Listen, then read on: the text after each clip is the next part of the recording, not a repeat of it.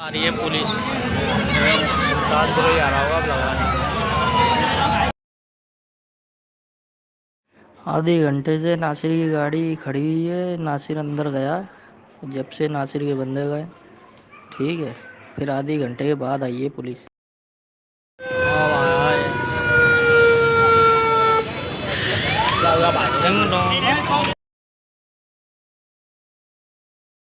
ये देख पुलिस भी आई है तो कुछ नहीं बोल ली, गाड़ी उसकी खड़ी हुई है।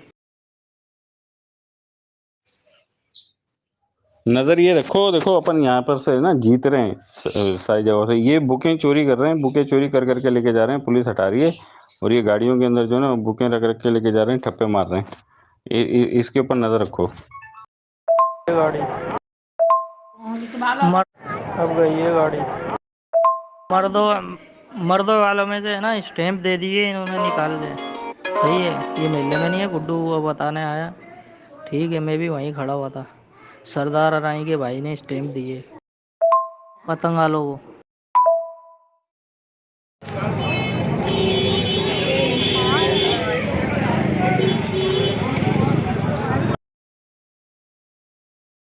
अस्सलाम वालेकुम। ये MQM पाकिस्तान टोले के बंदे सरदार अराई के भाई ने नासिर MP के निकलने के बाद स्टैंप और पेपर दिए हैं, वो बंदा लेकर गया। ठीक है, जीनतुल इस्लाम स्कूल से।